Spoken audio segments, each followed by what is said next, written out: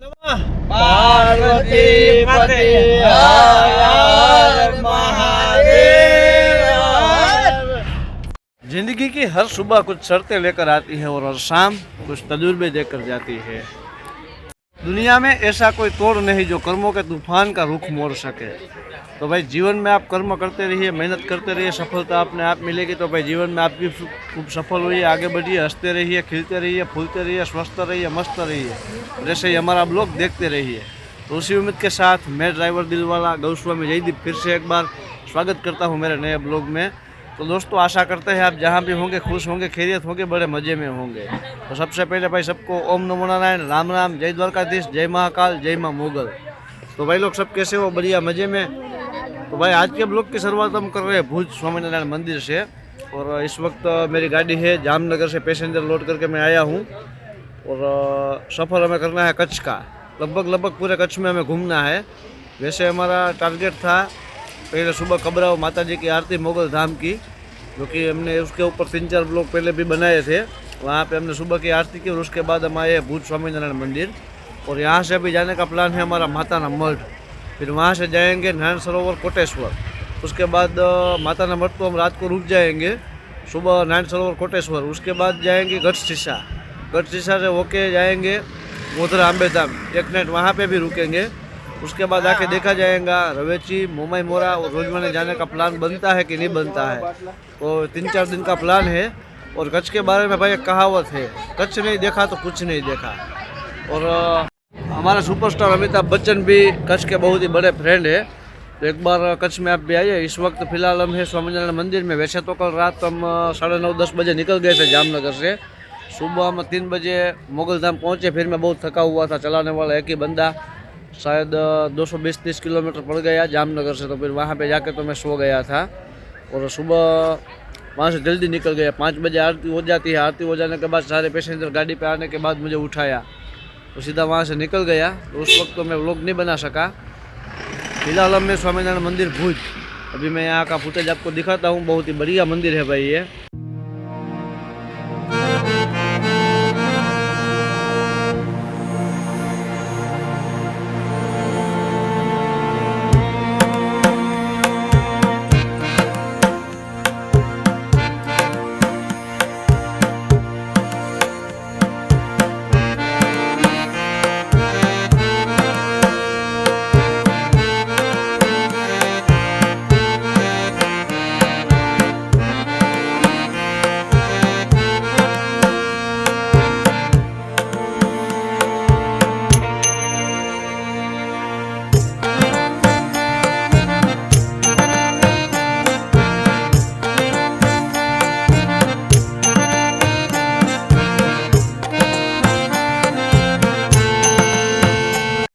तो भाई लोग अभी टाइम हुआ है 9 बजे है सुबह के।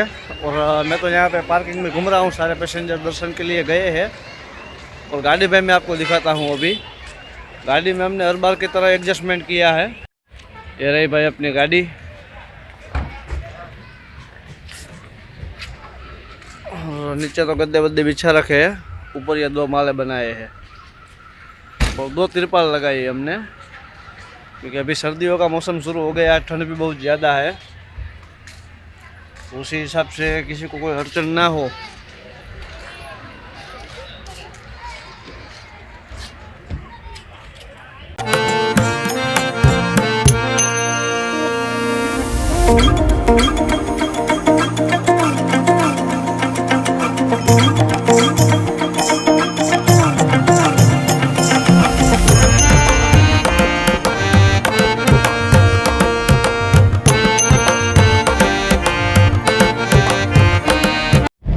तो भाई लोग फिलहाल टाइम हुआ है 9:50 और हम पहुंचे हैं सामत्रा। सामत्रा से 3 किलोमीटर इस तरफ है हम भुज की ओर। और हम जा रहे हैं फिलहाल माताना मठ।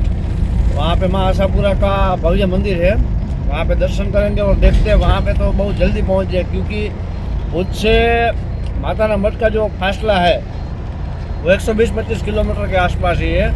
और यहाँ से तो हम बिल्कुल सही समय पर निकल गए हैं। तो इसका मतलब हम शाम तक कोटेश्वर नारायण सरोवर तक पहुंच सकते हैं। अभी रास्ते में थोड़ा बहुत ट्रैफिक भी मिल रहा है भाई, त्योहार का टाइम है। लोग भी काफ़ी मात्रा में मुसाफरी कर रहे हैं। ऊपर से ये ट्रक वाले, ये बसें, 4 व्हील, छोटी गाड़ियाँ, बहुत ज़्यादा ट्रैफिक है रोड पे इस वक्त। क्योंकि आज हम वीडियो शूट कर रहे हैं, उस दिन हिंदू नव वर्ष है, दिवाली का दूसरा दिन। त्योहार के टाइम पे तो भाई रोड पे ट्रैफिक मिलेगा ही, थोड़ा बहुत उसी हिसाब से लेट होंगे, मगर हम शाम तक नारायण सरोवर कोटेश्वर पहुंच सकते हैं। मगर वो देखेंगे हम भुज जाकर, माता मठ जाके प्लान करेंगे क्या करना है। वो सब आरती के लिए जो रुकना होगा तो फिर वहीं पे रुक जाएंगे, वरना चले जाएंगे नारायण सरोवर कोटेश्वर। तो भाई ये है मेरी गाड़ी की स्टेपनी और टायर में घर से ही साथ में लाया था। स्टेपनी में वैसे अभी हवा रहती नहीं है, कट लीक हो गया है, और ये मशीन से ही खोलना फिट करना अच्छा रहता है। तो यहाँ पे मशीन वाला आया देवपुर गांव में, तो अभी मैं टायर चेंज कर रहा हूँ। वैसे ये टायर एयर वाला है, मगर चलेगा। फिलहाल अपनी गाड़ी हो गई है कंप्लीट। वैसे एक स्टेपनी का प्रॉब्लम था तो वो तो सोल्व हो गया। यहाँ पे नवा टायर में हमने स्टेपनी चेंज कर ली, क्योंकि वो पुरानी स्टेपनी में भी एयर वाला टायर था, मगर जो हमारी गाड़ी में स्टेपनी इस वक्त मौजूद थी उसमें तो बिल्कुल हवा रहती ही नहीं थी। उसका जो कट था वो कट लीक हो गया था। तो एयर वाला डाल दिया। 10-15 किलोमीटर तो काम चल जाएगा। कहीं पे भी अगर पंचर पड़ा तो 15-20 किलोमीटर में वापस पंचर वाला आ जाएगा। तो उसी हिसाब से हमने इस वक्त हमें लखपत भुज हाईवे पे देवपुर गांव है, वहाँ पे पंचर वाला मिल गया तो कर लिया। और ये ट्यूबलेस टायर होता है जो भाई, वो मशीन से ही खोलना चाहिए, मशीन से ही फिर उसे टायर लगाना चाहिए। क्योंकि अगर हाथ से लगाएंगे तो टायर में कट पड़ सकता है, व्हील प्लेट डैमेज हो सकती है, तो उसके बाद उसमें हवा नहीं रहती। तो उसी वजह से हम मशीन वाले को सुबह से ढूंढ रहे थे। आखिरकार हमें 11 बजे के आसपास मिल गया और वो काम हो गया। फिलहाल अभी अपनी गाड़ी हो रही है स्टार्ट, और यहाँ से हमें माता का मठ पड़ेगा तकरीबन 60-65 किलोमीटर। तो भाई ऊपर ये जो मेन रोड है उस पर पूरी तरह से जर्जरित हो चुका है। तो नीचे इस तरीके से पक्का डाइवर्जन बनाया हुआ है। तो अभी अपनी गाड़ी डाइवर्जन से चल रही है। वैसे सारी गाड़ी डाइवर्जन से ही चलती है। अभी हमने गांव पास किया है मथल, और यहाँ से तकरीबन 25-30 किलोमीटर पड़ता है माता का मठ। तो भाई लोग आधे पौने घंटे में पहुँच जाएंगे वहाँ पे। उसके बाद वहाँ का प्रसाद लेते हैं, अगर खुला हुआ प्रसाद का तो, और थोड़ी देर आराम करने के बाद दर्शन वर्शन कर लेंगे, फिर निकलेंगे सीधे नारायण सरोवर कोटेश्वर की ओर। तो भाई तकरीबन 1 घंटे पहले हम पहुँच गए थे माता का मठ, शायद 12 बजे होंगे।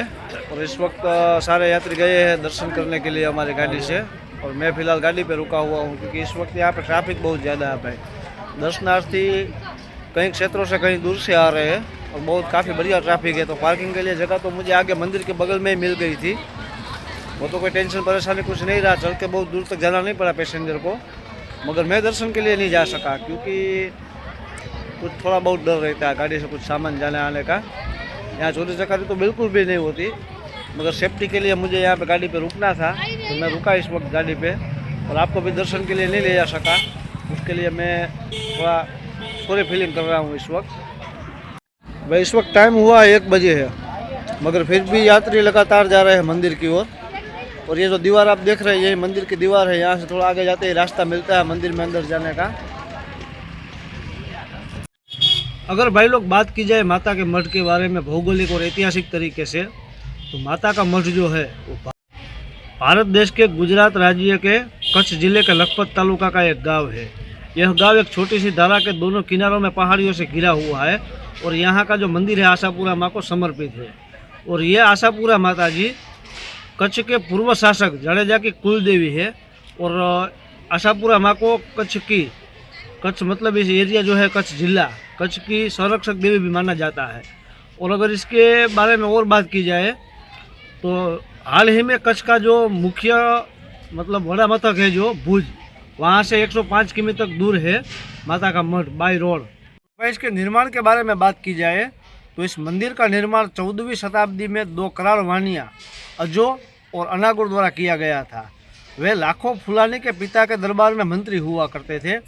मंदिर सन 1819 में आए भूकंप में क्षतिग्रस्त हो गया था। मंदिर का पुनर्निर्माण 1823 यानी कि विक्रम संवत 1880 में 2 ब्रह्म क्षत्रिय सुंदर जी शिवजी और मेहता वल्लभ जी ने किया था।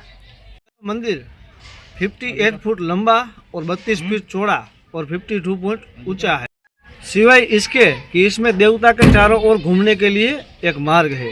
यह मंदिर लगभग कोटेश्वर महादेव मंदिर के समान ही है। 2001 में आए भूकंप की वजह से मंदिर फिर क्षतिग्रस्त हो गया था और इसकी मरम्मत फिर की गई है। मंदिर में माँ आशापुरा की छवि एक लाल रंग के पत्थर से रंगी हुई है और ये इसके आधार पर 6 फीट लंबी और 6 फुट चौड़ी है।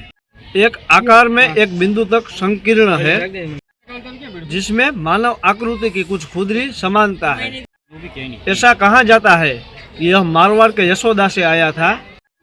और भाई यहाँ हर साल नवरात्रि में कच्छ के राव यहाँ पे 7 नर भैंसों की बलि दिया करते थे और फिलहाल पशु बलि की प्रथा यहाँ पे बंद की गई है। तो सिंध के मियाँ गुलाम शाह कलहरों से जुड़ी एक किंवदंती है। साल 1762 में जब उनकी सेना ने इस मंदिर पर आक्रमण किया तो माँ आशापुरा के श्राप से उनके सारे के सारे सैनिक अंधे हो गए। तभी गुलाम शाह कलहरों ने मंदिर में घंटा लगाने की शपथ ली और उन्होंने उसी शपथ के मुताबिक मंदिर में घंटा लगवाया। घंटा लगवाते ही उनके सारे सैनिकों की दृष्टि वापस आ गई। तो आज भी वो घंटा मंदिर में ही है। कच्छ राज्य के सैन्य नेता जमादार फतेह मोहम्मद ने इस मंदिर में 2 किलो चांदी की एक दीपमाला भेंट की थी जिसमें 41 दीपक खुदे हुए थे। और फिलहाल भाई गुजरात राज्य और अन्य राज्यों से चैत्र नवरात्र और अश्विनी नवरात्र के दौरान यहाँ पे हजारों भक्त आते हैं जिनमें से बाद की नवरात्रि का अधिक महत्व है। और इस वक्त इस तीर्थ यात्रा के लिए यहाँ पर माता का मठ जो है यहाँ पे आने के लिए जितनी भी सड़कें हैं उन सारी सड़कों पर रोड के बगल में ही एकदम कैंप लगाए जाते हैं। भोजन वगैरह व्यवस्था खड़ी की जाती है। आराम करने के लिए पद यात्रियों के लिए व्यवस्था की जाती है। तो ये भाई बहुत अच्छी बात है और यहाँ पे आपको एक बार ज़रूर आना चाहिए। माता का मठ यहाँ पे एक बार आइए, आशापुरा माता के चरणों में शीश झुकाइए, आपकी सारी मनोकामनाएं पूरी होगी। तो भाई जितनी भी जानकारी मेरे पास थी मैंने आपको दी। अगर अच्छी लगी है तो कमेंट में एक बार माँ जय आशापुरा ज़रूर लिखिए। माँ आपका भी भला करेगी। तो भाई फिलहाल टाइम हुआ है 2:15 बजे है और सारे पैसेंजर दर्शन करके वापस गाड़ी पे आ गए हैं।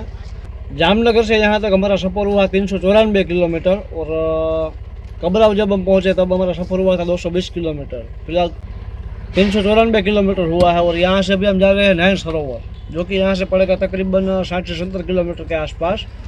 तो चलो गाइस बिना टाइम गवाए चलते हैं यहाँ से नयन सरोवर की ओर। तो ये मंदिर का एक और द्वार है मगर फिलहाल वो बंद है और यात्री भाई अभी भी लगातार ऐसे ही आ रहे हैं क्योंकि आज नए साल का पहला दिन है। तो ये शुभ दिन में यात्रियों की यहाँ पे ज़्यादा भीड़ रहती है और हर जगह पे आप पार्किंग देखो भाई, पार्किंग एकदम फुल है। तो हमारे नसीब अच्छे थे कि हमें सही जगह मिल गई तो हमारे सवारियों को भी ज़्यादा चलना नहीं पड़ा।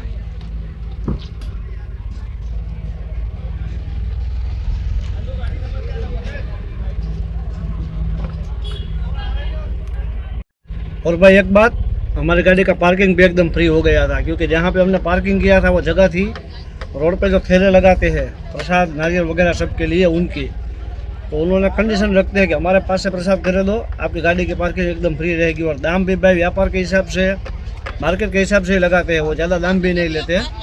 तो उसी वजह से हमारी पार्किंग भी एकदम फ्री हो गई, सबका फ़ायदा ही फ़ायदा हो गया। तो भाई ये देखो यहाँ पर किसी ने गाड़ी गलत जगह पार्क कर दी है, रास्ता एक तरफ का बंद हो गया। इसका नंबर लेता है। तो यहाँ से हम बाहर निकलते हैं। सामने से जनाब भी इधर आने के लिए कह रहे हैं तो सारे फंसेंगे, रिवर्स करना पड़ेगा फिर से।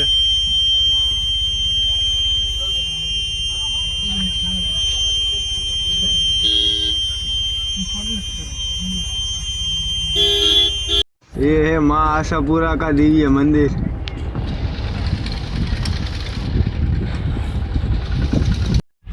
तो भाई ये गडुली वाला रोड अभी यहाँ से हम छोड़ रहे हैं, माता का मठ से जब निकलते हैं तो ये सीधा रोड भी गडुली होके इसके वर्धमान नगर निकलेगा, मगर ये शॉर्टकट पड़ता है, 10-12 किलोमीटर कम पड़ जाता है इसमें। तो हम ये वाला रोड ले रहे हैं, दया पर से सीधा निकलेंगे हम इसके वर्धमान नगर और वहाँ से सीधे नारायण सरोवर। ये रोड भी उसी रोड की तरह चौड़ा रोड ही है। वैसे यहाँ 4 लेन रोड पर नहीं मिलता क्योंकि आगे है लास्ट स्टॉप मतलब जहाँ पे लोग ज़्यादा आते हैं ऐसी जगह सिर्फ एक नारायण सरोवर कोटेश्वर ही है और इसके अलावा यहाँ पर कोई दूसरा बिजनेस या उद्योग वगैरह कुछ आगे है नहीं। तो उसी वजह से आम दिनों में, त्यौहार के दिन तो ट्रैफिक रहता है मगर आम दिनों में यहाँ पे कुछ ज़्यादा ट्रैफिक रहता नहीं है।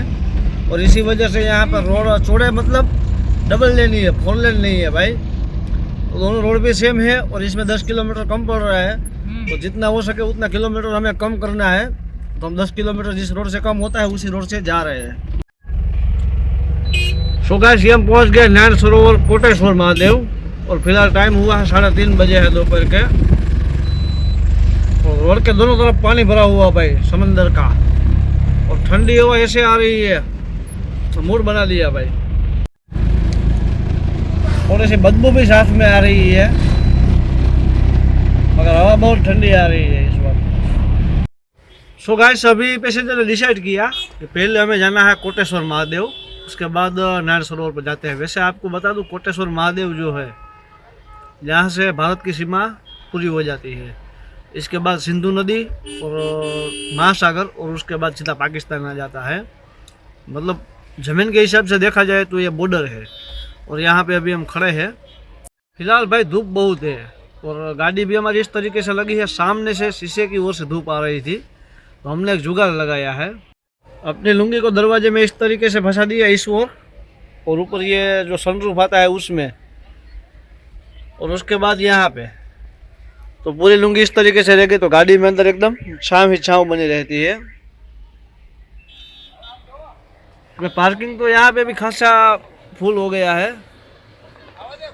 पुलिस कर्मचारी और यहाँ के होमगार्ड और कुछ स्वयंसेवक मिलके ट्रैफिक क्लियर करने की व्यवस्था कर रहे हैं। वैसे गाड़ियाँ तो रोड पे भी कई सारी खड़ी है, मगर हमारा नसीब आज भी अच्छा था तो हम अंदर तक आ गए।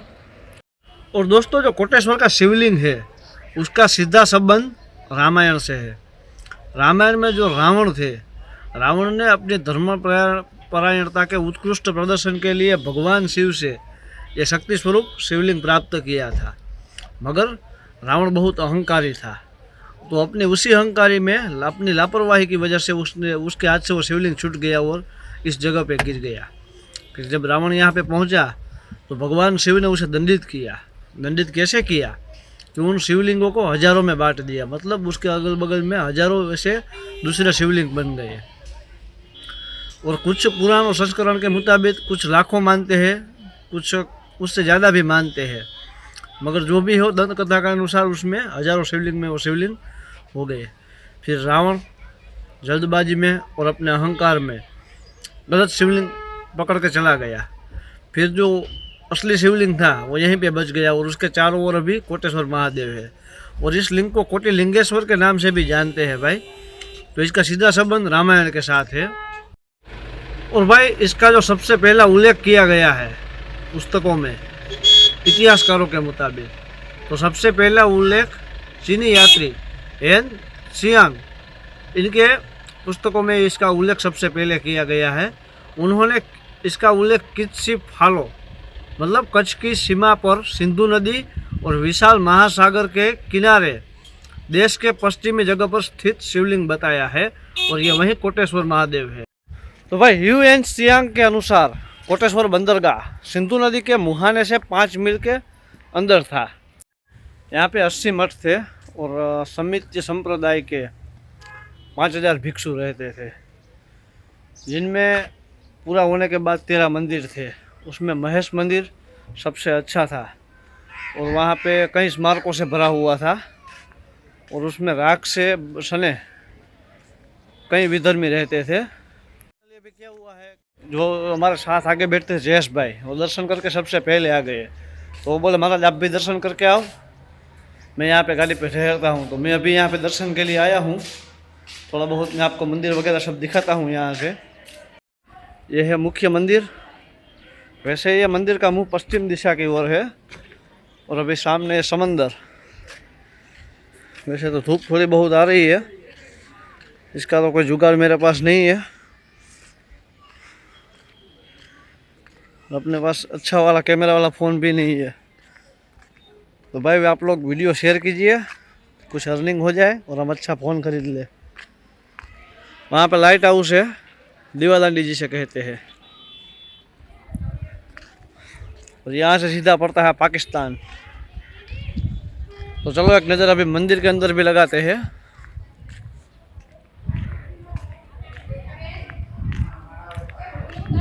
तो भाई इस वक्त हम पहुंचे मंदिर की सीढ़ियों पर और यहाँ पे आप पीछे देख सकते हैं कई श्रद्धालु इस वक्त है यहाँ पर। देश के हर क्षेत्र से यहाँ पे लोग आए हुए हैं। रास्ता भाई मंदिर की ओर सीधा जाता हुआ, थोड़ी सी सीढ़ियाँ है यहाँ पे।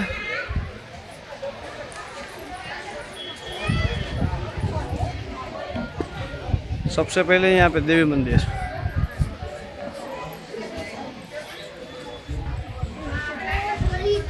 देवी मंदिर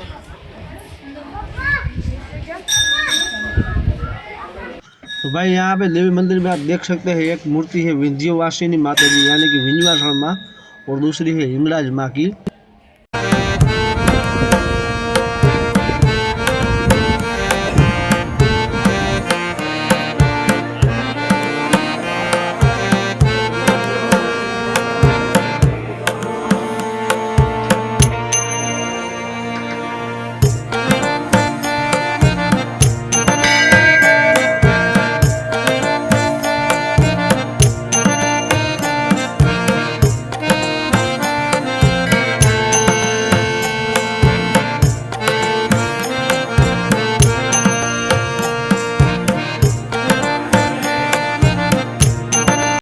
भाई लोग वैसे तो मंदिर के अंदर वीडियोग्राफी और फोटोग्राफी पर पाबंदी है, मगर फिर भी हमने थोड़ी बहुत फुटेज ले ली है।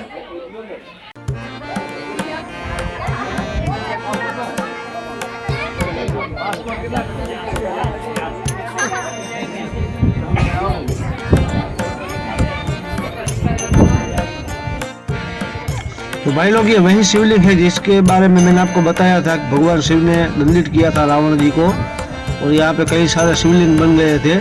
जैसे कई शिवलिंग आपको मंदिर के अगल बगल देखने को मिलेंगे। और ये है भाई कल्याणेश्वर महादेव मंदिर, ये भी मुख्य मंदिर के एकदम बगल में ही है। वगैरह यहाँ पे भी दर्शन कर लेते हैं भाई।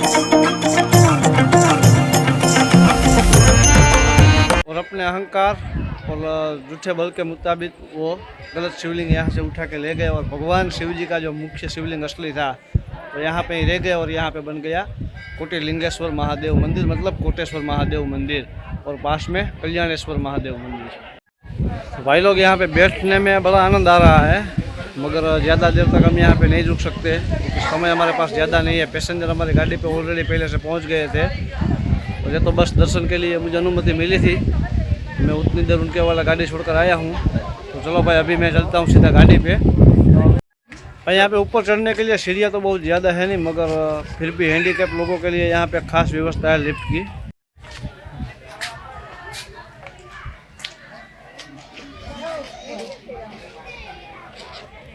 अगर भाई आप इसके पहले यहाँ पे आ चुके हो तो आपको मालूम होगा कि मंदिर के बाहर निकलते यहाँ पे एक छोटा सा बाजार लगा हुआ रहता था। कई सारे खाने पीने की कुछ टॉयस वगैरह की दुकान सब थी, अभी तो वो सब निकल गया है। जैसे मैंने भी सोचा था बाहर निकल के चाय पी लूँगा पहले, मगर फिलहाल तो यहाँ पे एक भी शॉप नहीं है।